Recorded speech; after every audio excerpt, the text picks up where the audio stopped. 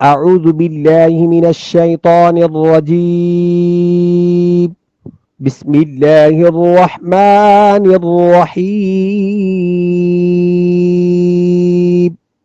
ألف لام ميم.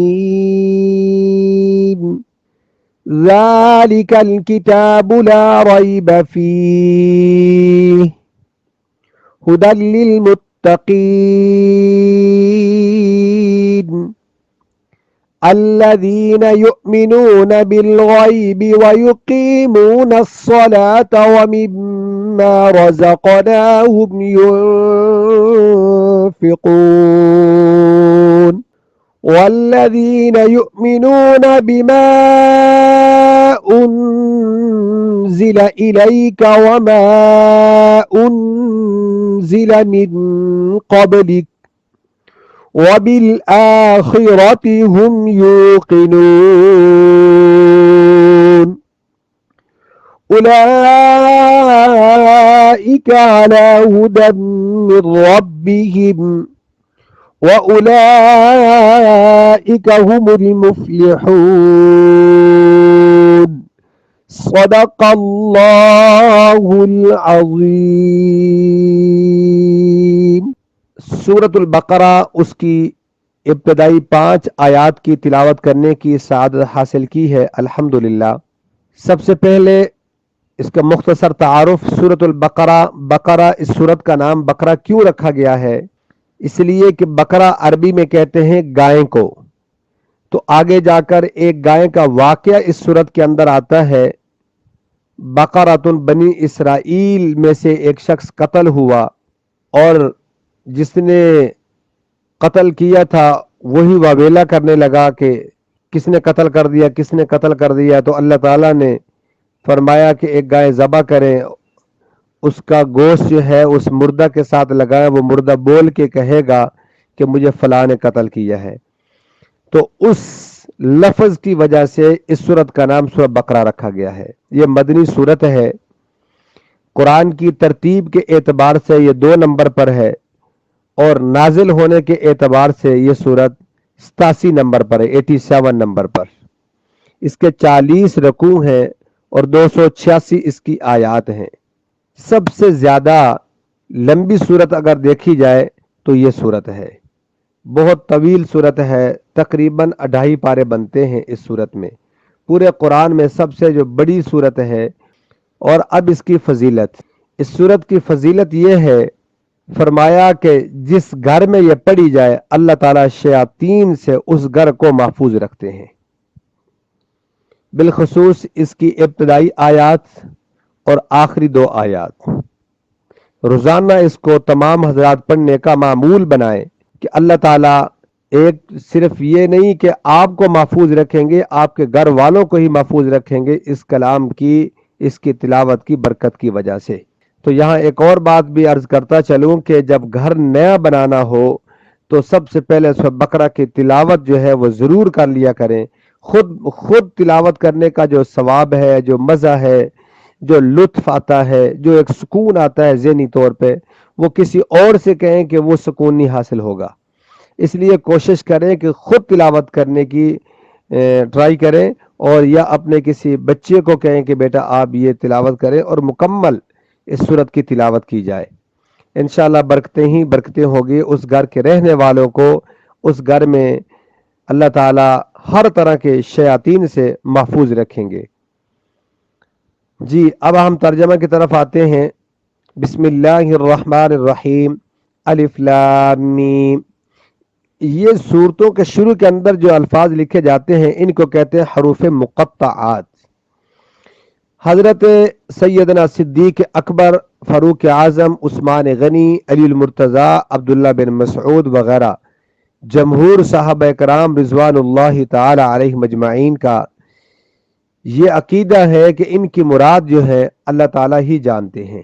بعض حضرات نے یہ لکھا ہے کہ الف سے مراد اللہ ہے، لام سے مراد جبرائیل ہے اور میم سے مراد محمد ہے. تو الف اللہ، اللہ بھیجنے والے، جبرائیل لانے والے، میم محمد محمد پر نازل ہونے والا، اس سے مراد بعض نے لکھا ہے کہ یہ ہے۔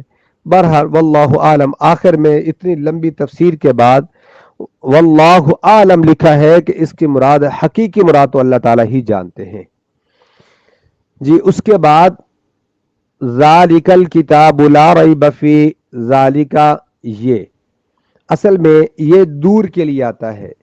ذالکا یہ جیسے ہم انگلش میں کہتے ہیں نا دس از اے بک، یہ کتاب ہے، دیٹ از اے بک وہ کتاب ہے، دیٹ دور کے لیے، دس قریب کے لیے۔ اسی طرح ایک ہوتا ہے ہاذا اور ایک ہوتا ہے ذالکا عربی میں، ذالکا یہ دور کے لیے استعمال ہوتا ہے اور ہاذا قریب کے لیے استعمال ہوتا ہے، لیکن یہاں مانا ذالکا یہ اشارہ کر کے دو اس کے جواب ہیں۔ ایک جواب تو یہ ہے کہ جیسے ہم نے پیچھے کہا تھا کہ اہدنا الصراط المستقیم، اے اللہ تو ہمیں سیدھے راستے پر چلا۔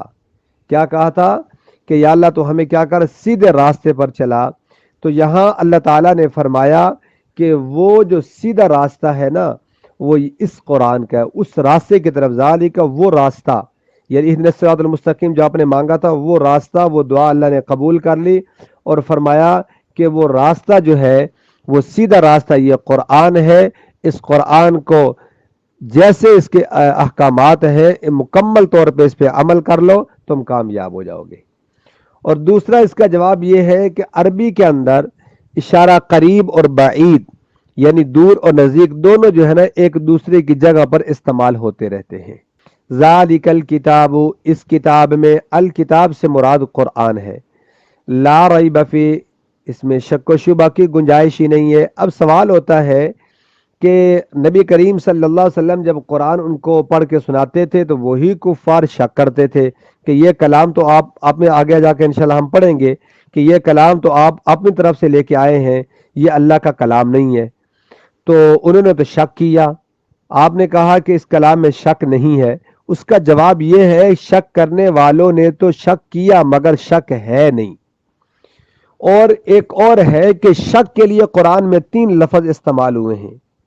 نمبر 1 شک، خود شک کا لفظ استعمال ہوا فی شکن۔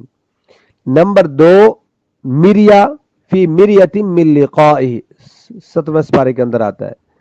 اور تیسرا لفظ جو ہے وہ ریب استعمال ہوا ہے۔ ان تینوں میں تھوڑا سا فرق ہے۔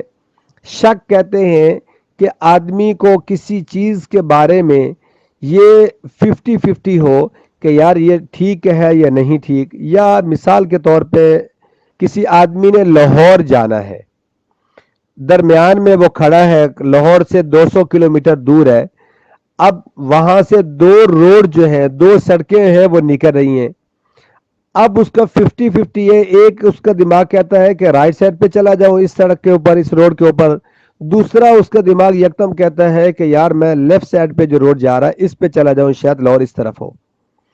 میریا کہتے ہیں کہ 70% اس کو یقین ہو کہ جو رائٹ سائڈ پہ روڈ جا رہا ہے نا، سڑک ہے، یہ لاہور کو جاتی ہے، 30% اس کو تھوڑا شک ہو کہ نہیں جو میری لیفٹ سائڈ پہ روڈ جا رہا ہے شاید یہ لاہور کو جاتا ہو۔ اور ریب کہتے ہیں کہ آدمی جا رہا تھا، موڑ مڑا، آگے سے ڈبل روڈ آ گیا، اب اس کو تھوڑا شک ہوا کہ میں نے لاہور کو اب کس سڑک کے اوپر جانا ہے، تو جیسے ہی اس کو شک ہوا سامنے اس نے دیکھا تو لاہور کا سائن بورڈ لگا ہوا تھا، اس میں لکھا ہوا تھا، اس میں ایرو دیا ہوا تھا، تیر کا نشان بنا ہوا تھا کہ لاہور اس طرف ہے۔ تو فوری اس کا جو شک اس کے ذہن میں آیا، وہ اس نے نشان دیکھا تو فوری وہ شک ختم ہو گیا۔ تو لا ریب فی، انہوں نے شک کیا، اللہ تعالیٰ نے فوری ان کے شک کو یقین میں تبدیل کیا۔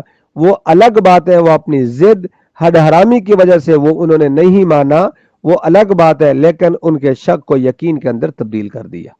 ذالک الکتاب لا ریب فیہ، فی کا مطلب اس میں یعنی اس کلام میں۔ اب ترجمہ یہ ہوا ذالک الکتاب، اس کتاب میں شک و شبہ کی گنجائش ہی نہیں ہے۔ آگے ہدی للمتقین، ہدا ہدایت سے ہے۔ ہدن کسے کہتے ہیں؟ ہدن ہدایت سے بنا ہے، اور ہدایت کے معنی ہوتا ہے رہنمائی کرنا۔ جیسے پہلے بھی میں آپ کو بتا دیا، اور بھی بہت سارے اس کے معنی ہیں۔ ایک ہوتا ہے کہ ہدایت کا معنی یہ بھی ہوتا ہے اس کے دل کے اندر پہ وس کر دینا، ایک بات کو ڈال دینا کہ یہی سیدھا راستہ، اس کے علاوہ اور کوئی نہیں ہے۔ دوسرے یہ کہ راستہ بتانا کسی کو، بھائی کوئی بھولا ہوا اس کو بتا دینا کہ یہ راستہ جو ہے یہ آپ کے گھر کی طرف جا رہا ہے، یہ شہر کی طرف جا رہا ہے۔ اور ایک ہدایت کا معنی یہ بھی ہے کہ اس کو پکڑ کر منزل مقصود تک پہنچا کر آنا، کہ یہ اس کا گھر ہے، اس کو پتہ نہیں چل رہا، اس کو پکڑا، بھائی آ جا میں آپ کو ساتھ لے چلتا ہوں، اس کو اپنی گاڑی پہ بٹھایا، اس بٹھا کے اس کا گھر چھوڑ کے واپس آ گئے۔ ایک ہدایت کا معنی یہ بھی ہے۔ ہدی للمتقین، ہدایت ہے متقی لوگوں کے لیے۔ متقین یہ تقوی کی صفت ہے، کیا جن میں کیا ہو؟ تقوی ہو۔ تقوی کا لفظی مطلب کیا ہوتے ہیں؟ بچنا کے ہیں، گناہوں سے بچنا، اللہ تعالیٰ کی نافرمانی سے بچنا، یہ تقوی ہوتا ہے۔ حضرت عمر رضی اللہ تعالی عنہ نے حضرت کعب بن احبار رضی اللہ عنہ سے پوچھا کہ تقوی کسے کہتے ہیں؟ انہوں نے فرمایا کہ کانٹے ہوں، جب ارد گرد کانٹے ہوں، درمیان سے آپ گزرو گے تو کیسے گزرو گے؟ انہوں نے فرمایا کہ اپنے آپ کو بچا کے تاکہ کوئی کانٹا نہ لگ جائے، فرمایا یہی تقوی ہے۔ تو ہدی للمتقین یہ ہدایت ہے متقی لوگوں کے لیے۔ یہ قرآن کیا ہے؟ متقی لوگوں کے لیے ہدایت ہے۔ پھر یہاں سوال پیدا ہو سکتا ہے کہ یہاں کہا کہ قرآن متقی لوگوں کے لیے ہدایت ہے، دوسرے پارے میں آتا ہے ہدی للناس، قرآن تو تمام لوگوں کے لیے ہدایت ہے۔ یا وہ بات مانے یا یہ بات مانے، تمام لوگوں کے لیے ہدایت مانے یا متقی لوگوں کے لیے ہدایت مانے؟ اس کا جواب یہ ہے کہ قرآن ہے تو سارے لوگوں کے لیے ہدایت، سارے لوگوں کے لیے ہدایت، لیکن جو قرآن سے نفع حاصل کرتے ہیں وہ صرف متقی لوگ ہیں، وہ صرف کیا ہے؟ متقی لوگ ہیں۔ اس لیے اب پوری آیت کا ترجمہ میں بتا دیتا ہوں۔ ذالک الکتاب لا ریب فیہ ھدی للمتقین، لا ریب فیہ یہاں وقف کر لینا چاہیے، بات مکمل۔ آگے کیا ہے؟ ھدی للمتقین، اس کتاب میں کسی قسم کی شک و شبہ کی گنجائش ہی نہیں ہے۔ ھدی للمتقین، اور اس سے جو مکمل نفع حاصل کرتے ہیں وہ متقی لوگ ہیں۔ الذین یؤمنون بالغیب، جو لوگ ایمان رکھتے ہیں غیب پر۔ یؤمنون ایمان، ایک ہے ایمان اور ایک ہوتا ہے اسلام۔ ایمان کسے کہتے ہیں؟ کسی چیز کی دل سے تصدیق کرنے کا نام ایمان ہے۔ اور اسلام کیا ہے؟ ایمان کی اطاعت فرما برداری کا نام اسلام ہے۔ بالفاظ دیگر کہ اسلام ظاہر نظر آئے اور ایمان جو دل سے نظر آئے۔ ظاہر ہے کہ جو دل کے اندر چیز ہوگی وہ سامنے بھی نظر آئے گی۔ تو مسلمان اپنے حلیے سے، اپنے کردار سے پہچانا جائے کہ یہ مسلمان ہے۔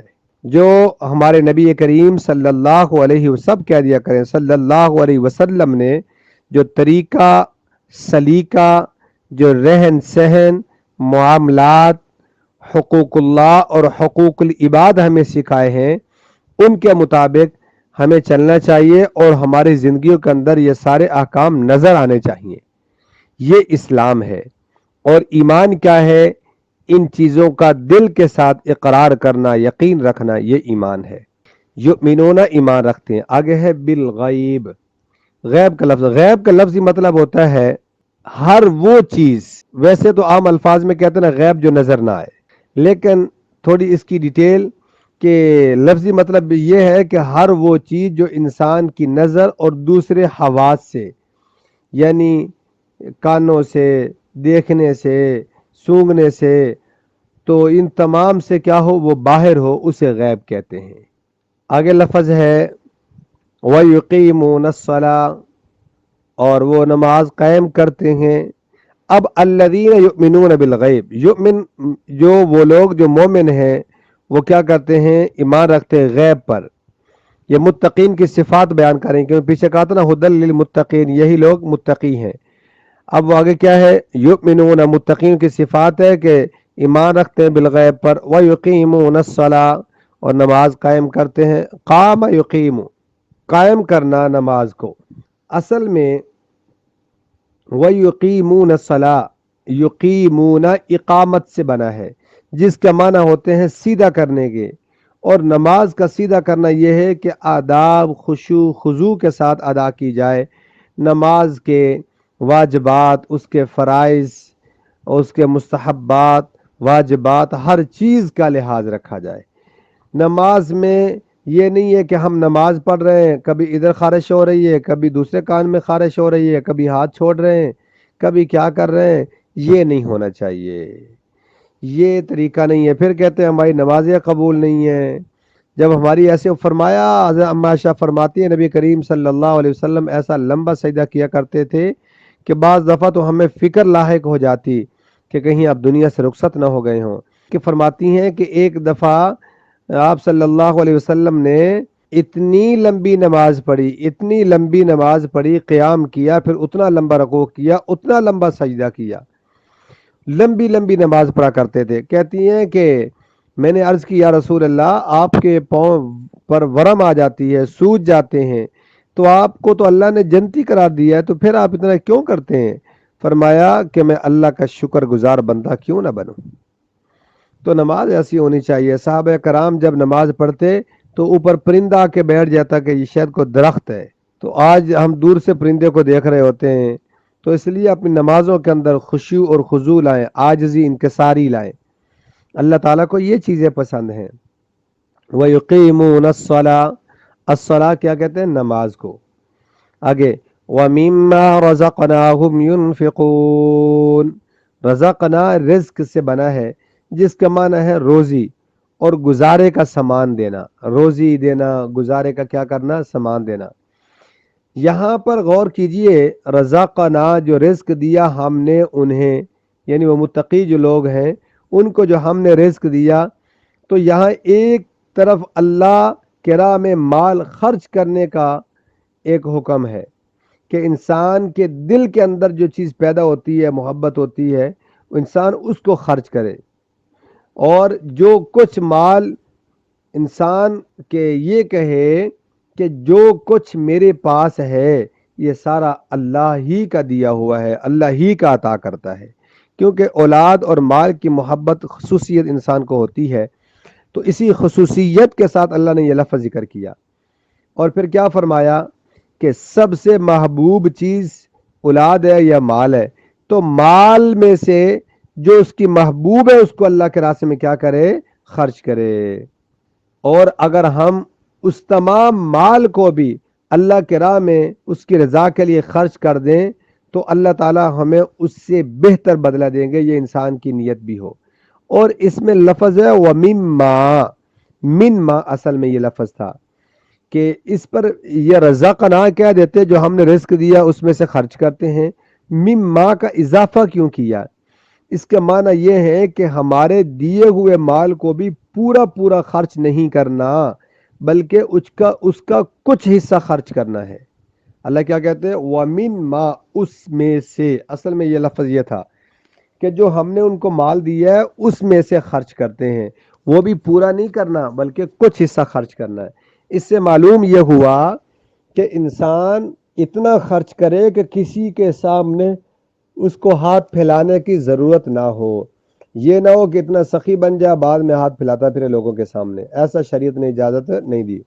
والذین یؤمنون بما انزل الیک، والذین یعنی متقین ایسے لوگ ہیں کہ ایمان رکھتے ہیں اس کتاب پر جو آپ صلی اللہ علیہ وسلم پر نازل کی گئی، بما انزل اتاری گئی، الیک آپ کی طرف، یعنی قرآن، وہ کیا کرتے ہیں؟ قرآن پر ایمان رکھتے ہیں۔ آگے وما انزل من قبلک، اور جو آپ صلی اللہ علیہ وسلم سے پہلی کتابیں اتاری گئیں، تورات، انجیل، زبور وغیرہ، ان پر بھی ایمان رکھتے ہیں۔ وبالآخرۃ هم یوقنون، اور وہ آخرت پر بھی یقین رکھتے ہیں، آخرت پر بھی کیا کر رکھتے ہیں؟ یقین رکھتے ہیں۔ حضرت عبداللہ بن عباس رضی اللہ عنہ مجمعین نے اس کی تفسیر یہ فرمائی کہ نبی کریم صلی اللہ علیہ وسلم کے زمانے میں مؤمنین متقین دو طرح کے حضرات تھے، ایک جو پہلے مشرک تھے پھر اسلام لائے، دوسرے وہ جو پہلے اہل کتاب تھے یعنی یہودی نصرانی تھے پھر مسلمان ہو گئے۔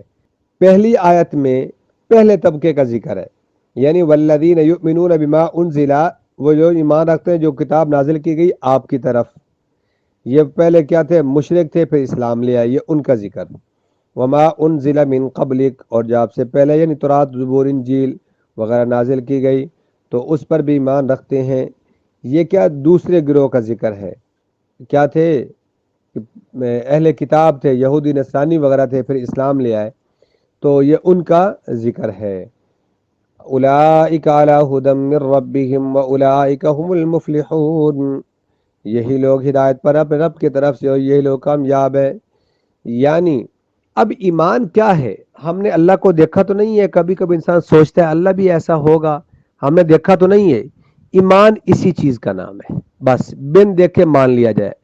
جیسے مثال کے طور پہ سیدنا ابو بکر صدیق، ابو جہل نے یہ کہا ابو بکر یہ بتائیں، ایک آدمی یہ کہے کہ آج رات کو میں یہاں سے مسجد اقصی گیا، پھر مسجد اقصی سے آسمان پہ گیا، پھر ساتوں آسمان پہ سدرۃ المنتہا پہ گیا، پھر واپس آیا، پھر وہ آسمانوں سے واپس آیا، اور واپس آنے کے بعد جب میں دیکھا تو وہی ٹوٹی جو جس سے وضو کیا تھا وہ پانی ابھی ٹپک رہا تھا.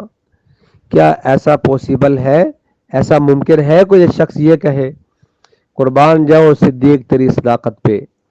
سیدنا ابو بکر صدیق بولے اگر میرے محمد صلی اللہ علیہ وسلم ایسا کہیں تو بالکل ٹھیک ہے، اگر آپ کہیں تو جھوٹ بولتے ہیں. یہ ابو بکر تھے. تو ایسا یعنی بغیر سوچے سمجھے کیا دیا کہ میرا کملی والے میرے محمد کہیں تو یہ بالکل ٹھیک ہے، اگر آپ کہیں تو یہ غلط ہے. اسی چیز کا نام تصدیق ہے. بس رب نے کہا ہے کہ آخرت بہتر ہے، ہمیں مان لینا چاہیے بہتر ہے. ہمیں شعور نہیں ہے، بس اللہ نے کچھ تھوڑی سی جھلکیاں دکھا دی وہاں یہ چیزیں ہوں گی، بس اس کی ڈیٹیل ہمیں وہاں جا کے پتہ چلے گی. تو اس لیے اسی چیز کا نام ایمان ہے.